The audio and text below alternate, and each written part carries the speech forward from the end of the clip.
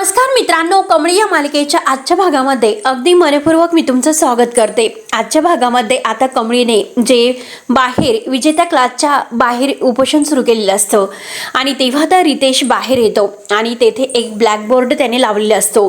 त्यावर कमळी आणि त्याचं नाव लिहिलेलं आहे आणि म्हणतो की आपल्या दोघांमध्ये आपण आता एक खेळ खेळायचा आणि म्हणतो की ज्या दिवसापर्यंत तू येथे बसणार आहे तर त्या दिवसापर्यंत जे मार्क्स आहे तर ते यावर लिहायचे आणि बघूयात कोण जिंकतं ते। तेव्हा लगेच आता कमळी म्हणते की हो, ज्या दिवसापासून मी तुमच्या विरोधात गेले त्या दिवसापासूनच तुमच्या पराभवाला सुरुवात झालेली आहे। आता जे काही प्रयत्न तुम्ही करत आहात तर ते तुमच्या पराभवाची धडपड लपवण्यासाठी आहे। तुमचा गेम तर खूप भारी आहे हो आणि हे बघा, तुम्हाला खेळ खेळायचा आहे तर मी तयार आहे असं म्हणते। ब्लॅकबोर्डवरती काहीतरी लिहिते तर रितेशला फारच राग येतो। तो बिंडोक म्हणून तिच्या अंगावर जो काही खडू आहे तर फेकून देतो। काय ग बिंडोक, तुला काय वाटतं? असला टाइमपास करण्यासाठी माझ्याकडे वेळ आहे? स्वतःच्या आईचा तरी विचार कर आणि तिच्या जीवाची जर तुला काळजी असेल ना, हे सर्व नाटक बंद कर आणि चालती घरी हो आणि चल निघ इथून म्हणून तो आता कमळीवर ओरडतो। तेव्हा कमळी तरी सुद्धा डगमगत नाही। आता कमळी म्हणते की बरं झालं तुम्ही तरी आठवण करून दिली आणि तेथे खाली बसून म्हणते आता मात्र किती काही झालं तरी सुद्धा मी इथून नाही उठू शकत आणि मी तुम्हाला म्हटलं होतं की तुम्ही स्वतः माझ्या आईला माझ्याकडे आणून देणार। तेव्हा मात्र आता रितेश म्हणतो की याला कॉन्फिडन्स नाही तर ओव्हर कॉन्फिडन्स म्हणतात। त्यानंतर इकडे आता राधिका ही रोहितला म्हणते की तुझ्यासाठी काही आणू का? त्यावरती नयनतारा लगेच म्हणते की राधिका माझ्यासाठी मस्त फक्कड चहा घेऊन ये, पण आलं घातलेला आणि दुधाचा। राधिका हे ऐकून म्हणते की काय बोलता आणि साखर सुद्धा घाल।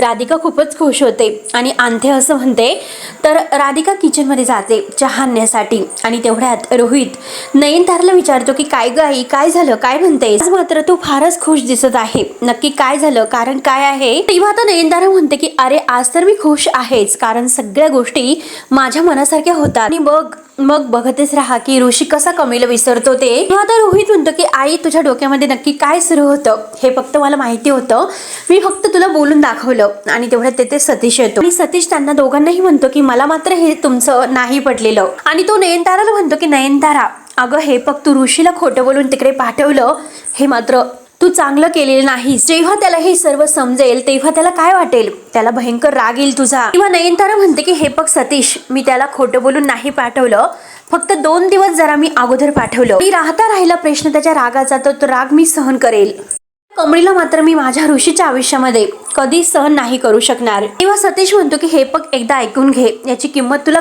फार मोठी मोजावी लागेल आणि सोसावी सुद्धा लागेल। तेव्हा रोहित म्हणतो की हे बघा बाबा, मला तर असं वाटतं आणि ऋषीला आपण तिकडेच म्हणजे राहून देऊयात, कारण युकेच्या ऑफिससाठी आपल्याला एक विश्वासू माणूस हवा होता, मग ऋषी का असू शकत नाही तिकडे? हे ऐकून नयनतारा अगदी खुश होते आणि म्हणते की रोहित एकदम ग्रेट आयडिया आहे, अरे खरंच तू माझ्या मनातील बोलला आणि हे बघ असं जर झालं तर सोन्यावरून पिवळं होईल आणि मला तर असं वाटतं आपण ऋषीला तिकडे सेटल करूयात। सतीश तुम्हाला काय वाटतं? सतीशला मात्र आता ह्या दोघांचा राग आलेला असतो। सतीश म्हणतो की अरे इतका मोठा निर्णय इतके पटकन घेणं कसं शक्य होईल? तेव्हा आता रोहित म्हणतो की का नाही? आता लगेच सतीश म्हणतो की अरे ऋषीची काय इच्छा आहे आपण ते बघायला हवं, त्याला विचारायला हवं। तेव्हा आता नयनतारा म्हणते की सतीश जे काही होतं ना तर ते ऋषीच्या भल्यासाठी होते। तेव्हा मात्र आता रोहित मनात विचार करतो की आईच्या डोक्यामध्ये ऋषीला कमळीपासून वेगळं करण्याचा प्लॅन आहे, परंतु माझ्या डोक्यात तर हा सगळा वेगळाच प्लॅन आहे, त्याला ह्या सगळ्यापासून लांब करायचं। ऋषी जर कायमचा युकेला गेला तरच मात्र येथील सगळं माझ्या हातामध्ये येऊ शकतं। त्यानंतर इकडे आता कमळीचं जे उपोषण सुरू आहे तर तेथे येणारे जाणारे रस्त्यावरचे लोक आहेत तर ते कमळीला सपोर्ट करतात।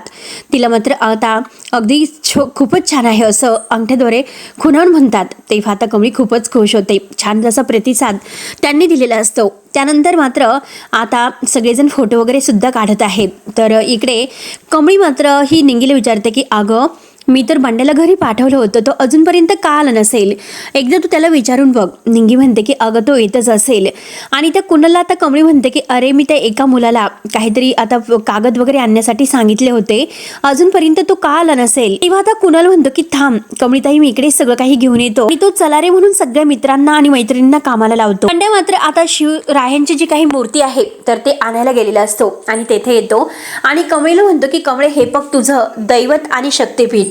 कमळीला मात्र आपल्या शिवरायांची मूर्ती वगैरे बघून खूपच आनंद होतो. तिला लढण्याची आणखीनच ताकद मिळते. आणि आता रितेश मात्र खिडकीतून हे सर्व पाहत असतो. त्याला खूपच राग येतो. त्यानंतर साहेबा फुलं वगैरे घेऊन येतो आणि म्हणतो की छत्रपती शिवाजी महाराजांची जय म्हणून आता ते फुलं वाहतात. साहेबा कमळीला म्हणतो की मी सगळं सेट करून घेतो आणि मग हे सर्व करूयात. तेव्हा आता कमळी मात्र त्या टेबलवर आता सगळी काही तयारी झाल्यानंतर शिव छत्रपती महाराजांची मूर्ती ठेवते आणि तिची तेथे अगदी मस्त स्थापना तिने केलेली आहे. तिला हार वगैरे वाहते, फुलं वगैरे वाहते आणि हात जोडून वंदन करत म्हणते की हे बघा, आज मात्र तुमच्यामुळे मला लढण्याची हिंमत मिळते. सगळेजण जय भवानी जय शिवाजी असं म्हणतात आणि कामाला लागतात. कमळी मात्र आपल्या सगळ्या मित्रांना म्हणते, हे बघा, आपण सगळेजण आता कामाला लागूयात आणि आपण हे युद्ध पुकारलेलं आहे आणि ते फक्त आपल्याला माणसाच्या संख्या बळाने नाही तर मात्र जे अक्षर आहे तर त्या अक्षराने जिंकायचं आहे. आणि हे बघा, आज जरी आपल्यासोबत आपली माणसं नसली तर आपल्या महापुरुषांचे विचार आपल्या सोबत आहेत. आणि तेव्हा मात्र आता सगळेजण कामाला लागतात आणि सगळीकडे मात्र सगळेजण कामाला लागलेले आहेत आणि सगळे पोस्टर सगळीकडे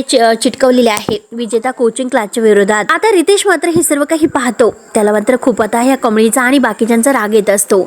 साहेब म्हणतो की वा कमळे वा, हा जो काही प्लॅन आहे ना एकदम सक्सेसफुल होणार आहे. म्हणून सगळेजण कमळीचा ह्या प्लॅनचं कौतुक करतात. कुणाल म्हणतो की इतक्या सगळ्या पाट्या बघून लोकांचं आपल्याकडे नक्कीच लक्ष जाणार आहे. तेव्हा निंगी म्हणते की हे बघा, आता सगळं भरल्यासारखं वाटतं. माणसांची जरीही कमी असली आणि शब्द कमी आहे आपल्याकडे आणि नक्कीच आपलं सक्सेस होणार असं निंगी म्हणत असते. आणि तेवढ्यात तेथे 2 मुली येतात आणि त्या 2 मुली हे सर्व बघून म्हणतात की काय वेडेपण आहे हा, आंदोलन करायचं म्हणतात, यांच्याकडे माणसं नाहीत म्हणून पाट्या लावलेल्या आहेत. म्हणून त्या मुली हसत असतात. दुसरी मुलगी म्हणते की फक्त टाइमपास लावलेला आहे. तेव्हा आता रितेशला तर लगेच कॉलर टाईट होते. मस्त तोरेतच तो खुर्चीवर हे सर्व काही ऐकून बसतो आणि कमळीकडे पाहत असतो खिडकीतून. आणि मनात म्हणतो की कमळी मोहिते, स्वतःला काही क्रांतिकारी समजते की काय, हे लोकच तुला वेड्यात काढतील. मला फार काही तसदी नाही घ्यावे लागणार आणि मी काही करण्या अगोदर हे लोकच तुला इथून हकलतील. म्हणून रितेशला खूपच आनंद होत असतो. त्यानंतर इकडे हा ऋषीला माहिती होतं की मात्र आता हा प्रोजेक्ट सुरू होण्यासाठी 1 आठवडा बाकी आहे. म्हणून ऋषी आता कॉन्फरन्स म्हणजे ह्या व्हिडिओ कॉलवर नयनताराला फारच रागवत असतो. तू 1 आठवडा मला इकडे का पाठवलं. तेव्हा आता नयनतारा म्हणत आहे की अरे ऋषी, तू तिकडे गेल्यानंतर प्रिपेअर व्हायला हवं, तुला माहिती मिळायला हवी, यासाठी लवकर पाठवलं. तर ऋषी रागाने म्हणतो की आता हे प्रिपरेशन आहे तर ते इंडियातून सुद्धा होऊ शकतं. एकतर माझी तिकडे काम आहेत आणि तिकडे थांबणं मला जास्त गरजेचं आहे. तेव्हा आता नयनतारा म्हणते की अरे आय अंडरस्टँड, पण तू आता गेलेला आहे, मग कशाला आता इतका विचार करतो आणि आता इतकं टेन्शन घेऊ नकोस. 2 दिवस तू आराम कर आणि आजूबाजूची जी काही ठिकाणं आहे तर ती मला जरा आता व्यवस्थित बघून घे. आणि तू तर नेहमी म्हणत असतो की मला वेळ नाही मिळत आणि मग आज वेळ मिळालेला आहे तर मात्र काय करायचं आहे. तेव्हा ऋषी म्हणतो की आई, तुला समजतं का मला काम आहेत म्हणून. अरे तू मला अगोदर सांगायला हवं होतं की आई तुम्हाला का पाठवलं. त्यावरती नयनतारा म्हणते की ऋषी, बघ तू आता वेळ मिळालेला आहे त्यामुळे सगळं व्यवस्थित करून घे आणि परत येण्याची घाई करूच नको. आणि तेवढ्यात रोहित येतो. रोहित म्हणतो की हे बघ ऋषी, काय तिकडे सेटल झालेला आहे की नाही आणि हे बघ कामाची घाई अजिबात करू नकोस आणि हे बघ सगळं काही प्रोजेक्ट वगैरे आहे तर नीट समजून घे. 1-2 आठवडे मात्र तुला जास्त तिकडे राहावं लागेल. तेव्हा लगेच आता ऋषी रागाने म्हणतो की तुम्हाला कळतं का इकडे मी काय म्हणतो तुम्हाला, एकतर माझी काम तिकडे रखडलेली आहे आणि तुम्हाला का कळत नाही. तेव्हा लगेच आता नयनतारा म्हणते की ऋषी, नयनतारा इनफ असं म्हणते. आणि ऋषी, तुला काय वाटलं की मला कळत नाही की तुझं महत्वाचं काम काय होतं ते. त्या मुलीबरोबर तुला पाट्या रंगवायच्या होत्या की पाट्या लावायच्या होत्या. म्हणून नयनतारा रागाने विचारते, मला एक गोष्ट सांग की कमळीला आंदोलनाला बसण्याची काय गरज होती बरं. तेव्हा आता ऋषी म्हणतो की काय बोलते आंदोलन. तर नयनतारा म्हणते की हो आंदोलन, काय गरज होती तिला करण्याची आणि काय रे हे आंदोलन करून नक्की काय होणार आहे आणि कोण आहे तिच्यासोबत, कोणी नाही. नेहमी असतात ना 2-3 डोके तर ते आहे फक्त, बाकी ते एकटी आहे. आणि नक्की काय होईल की मोठमोठ्या घोषणा देईल आणि नंतर मात्र गप्प बसेल, त्याशिवाय मात्र दुसरं काहीच होणार नाही. आणि कळलं तुला. तेव्हा आता ऋषी म्हणतो की आई हे बघ तू ऐकून घे. तेव्हा लगेच आता नयनतारा म्हणते की ऋषी नाही, माझं ऐकून घे अगोदर. आणि म्हणते की तुला इथे येण्याची काही गरज नाही, अगोदर तेथील सगळं काम आहे तर ते पूर्ण कर.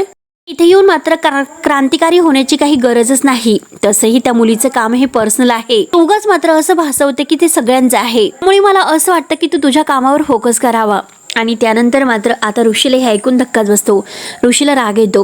तर इकडे आता ही कामिनी मात्र अन्नपूर्णाला म्हणते की हे बघ अगं, कारण नसताना ह्या कमळीने मुद्दा वाढून ठेवलेला आहे. आणि हे बघ वहिनी माझा आई, कारण अगोदर तिला जेवढे पैसे मागता येत होते तेवढे पैसे ती मागून मोकळी झाली आणि आता संपल्यानंतर मात्र अजून काही पैसे घ्यायचे असेल आणि म्हणूनच मात्र तिला ते पैसे मिळाले नसतील आणि हे आंदोलन करण्याचं तिने ठरवलं असेल.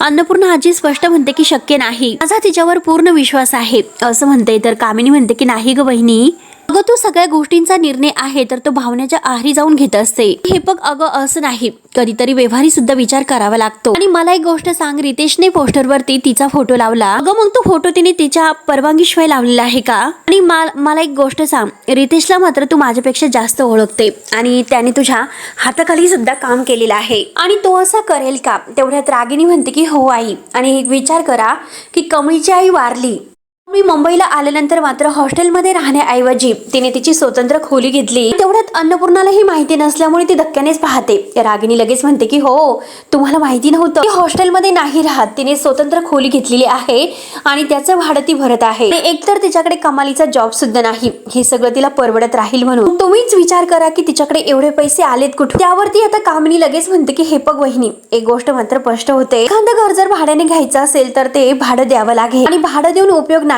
त्यावरती मात्र सगळ्या गोष्टी आल्यास त्यामध्ये मग इतके पैसे ती आणणार होती कुठून? म्हणजे अचानक काही तिला असे कुठून पैसे मिळालेत का? कुठे एखादं घबाड सापडलं? मी सांगते तुला की नक्की तिला कुठलं तरी घबाड मिळालेलं आहे. अन्नपूर्णा आजी काहीच उत्तर देत नसते, हे सर्व ती ऐकून घेते. त्यानंतर कामिनी म्हणते की तिने रितेश सरपोतदारकडून पैसे घेतलेच असावे असं स्पष्ट शब्दात म्हणते. आणि हे मात्र नक्की. रागिनी म्हणते की एक नंबरची खोटारडी मुलगी आहे, फक्त स्वाभिमानाचे झेंडे मिरवत असते. आणि रितेशला आपण इतक्या वर्षापासून ओळखतो कारण तो आपल्या कॉलेजमध्ये जॉब करत होता आणि मला तर असं वाटतं त्याने मुद्दाम केलेला आहे. नाही, मला नाही वाटत. आणि तो का असं मुद्दाम तिचे फोटो घेईन आणि बॅनरवरती लावेल म्हणून तिच्या परमिशन शिवाय. त्यानंतर आता ह्या रितेश इकडे अजूनपर्यंत खिडकीतूनच पाहतो. मॅनेजर येतो आणि म्हणतो की सर, आता रितेशचं लक्ष नसतं. तो पुन्हा म्हणतो की सर आणि म्हणतो की अहो हे बघा, या सगळ्याचं काही टेन्शन तुम्ही घेऊ नका, हे सगळं काही मी बघतो, हे आंदोलन आहे. आता रितेश म्हणतो की आतापर्यंत अनेक अशी आव्हान पेलली, अनेक साम्राज्यांना उभं करून मी आता हे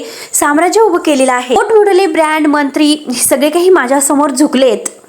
तर काय चीज आहे ही, तर झुकता झुकत नाही. वारा ऊन सगळं काही सहन करून शेवटी ती हट्टाला पेटलेली आहे. त्यावरती मॅनेजर म्हणतो की ही कमळी मोहित असे विद्यार्थी आहेत ना, आपल्या क्लासचे चिल्लर आहेत, चिल्लर मला टक्कर देण्याचा प्रयत्न केलेला आहे. त्यामुळे तुम्ही बघतच राहा की मी कसं यांचं आंदोलन मोडून काढतो. त्यावरती रितेश म्हणतो ओव्हर कॉन्फिडन्स आहे आपला, कारण आपल्याबद्दल कॉन्फिडन्स असावा, ओव्हर कॉन्फिडन्स असता कामा नये. कधी कधी एखादा छोटा शत्रू सुद्धा आपल्या पराभवाचं कारण ठरू शकतो. आणि तुम्हाला तर माहितीच आहे, एका बलाढ्य हत्तीला सुद्धा एक मुंगी जेरीस आणू शकते. तेव्हा मॅनेजर म्हणतो की हो सर, पण सर तुम्ही अजिबात काळजी करू नका, मी हे उद्या सकाळपर्यंत त्या कमळी मोहितेला इथून उठवतो की नाही. आता रितेश म्हणतो की आता जी ताकद वापरायची असेल ती वापरू शकतात, पण ही घाण आहे ती सकाळपर्यंत स्वच्छ झालीच पाहिजे, नाहीतर शेवटी मला माझं शस्त्र वापरावंच लागेल. मॅनेजर म्हणतो की ठीक आहे, मी बघतो. आणि आता लगेच मॅनेजर कामाला लागतो.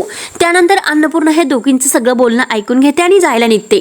तर दोघी म्हणतात की वहिनी थांब, अशा गोष्टी टाळून नाही चालणार. हे बघ, रितेश तुझा विद्यार्थी होता आणि तो तुला गुरु मानत होता. आपल्या गुरुकडून घेतलेली शिकवण तो विसरला असेल का? नाही, मला नाही वाटत तो विसरला असेल. जो विद्यार्थी तुझ्या हातून गेला असे आहे ना, तर तो इतका वाईट वागेल मला नाही वाटत. हे बघ, अगं कोण कुठली ती मुलगी अगदी कुठून आली आणि तिने मुंबईमधील चांगल्या कॉलेजमध्ये सुद्धा आपलं नाव गाजवलं. म्हणजे जिचा बापाचा सुद्धा पत्ता नाही, आई सुद्धा गेलेली आहे, कुठलीही संपत्ती नाही, कुठलंही ऐश्वर्य नाही, पण तरी सुद्धा ही मुलगी इथे येऊन छानपैकी आयुष्य सुद्धा जगते आणि कॉलेजमध्ये सुद्धा मिरवते. कुणाला काहीतरी गिफ्ट देतच असते. मग आता हे सगळं काही ती करते, हे कुणाच्या जोरावर करते बरं? स्वतःकडे पैसा असल्याशिवाय माणूस हे सर्व करू शकत नाही आणि हेच तर त्या कमळीने केलेलं आहे. तिने तुझ्या समोर सुद्धा तेच केलं. शेवटी आपल्या आई जे काही आहे तर ते मनाने तुला जिंकून घेतलं खोटं वागून, आणि शेवटी तू तिला सहाय्य केलंच. तू जर तिला सहाय्य केलं नसतं तर त्या मुलीची असलं वागण्याची काही हिंमत झालीच नसती, हे लक्षात ठेव. आणि हे बघ, तिला मात्र तुला जास्त फसवणं हे म्हणजे जमलं नाही, कारण आम्ही तुझ्या सोबत होतो. म्हणून त्या रितेश सरपोतदार सारख्या भल्या माणसाला मात्र ती आता फसवायला निघालीस. रागिनी लगेच विचारते की आई, आता जे काही बोललात ते खरं आहे, परंतु तुमच्या प्रश्नांच्या म्हणजे आमच्या प्रश्नांची जी काही उत्तर तुम्हाला द्यायची आहे त्याची उत्तर आहेत का तुमच्याकडे? आणि उत्तर जर असेल तर देऊ शकतात. तेव्हा आता अन्नपूर्णा तरी सुद्धा काहीच बोलत नसते. अशांतपणे त्यांचं बोलणं ऐकून घेते. त्यानंतर आता इकडे कमळी, साहेबा हे सगळेजण एका ठिकाणी आहेत. साहेबा आता कमळीला म्हणत असतो की अगं मी ज्या हॉटेलमध्ये जेवण मागायला जातो तेव्हा मात्र म्हणतात की तुम्ही आंदोलन करते आहात ना, मग जेवण नाही. कुणाल म्हणतो की साहेबा मग आता आपण फेमस झालो. साहेबा म्हणतो की हे मात्र तू बाकी बरोबर बोललास, पण आता पाणी पिऊन दिवस आपल्याला काढावे लागतील. किंवा आता कमळी म्हणते की नाही साहेबा सर, यांच्या जेवणाचं काहीतरी आपल्याला बघावं लागेल. इंगी म्हणते की कमळी तू जर काही खाणार नसेल तर आम्ही सुद्धा काहीच खाणार नाहीत. कुणाल म्हणतो की जर तू उपाशी राहत असेल तर आम्ही सुद्धा उपाशी राहू शकतो. सगळ्या मैत्रिणी म्हणतात की हो, आम्ही पाणी रात्र दिवस रात्र काढू, पाणी पिऊन, काही प्रॉब्लेम नाही. आता कमळी म्हणते की माझं ऐकून घ्या, आपण हे आंदोलन आहे तर ते एकदम शांततेने करत आहोत आणि हा जो काही त्यांनी फसवणुकीचा धंदा लावलेला आहे तर तो अगदी आपण त्यांना बंद करायला लावणार आहोत. खरं तर या सगळ्यामध्ये आपले हाल व्हायला नको, याकडे आपल्याला लक्ष द्यायला हवं आहे. कमळी म्हणते की बांड्या तुझ्याकडून काही होतं की काही बघ ना. तर निगी म्हणते की अगं काही गरज नाही.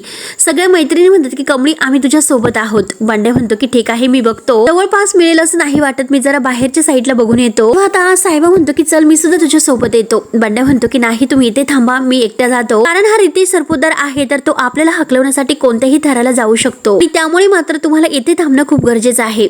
असे बोलून आता बंड्या हा निघून जातो जेवण आणण्यासाठी. साहेबा त्याला आता पैसे देतो. अगोदर पैसे घे, पैसे ठेव म्हणतो.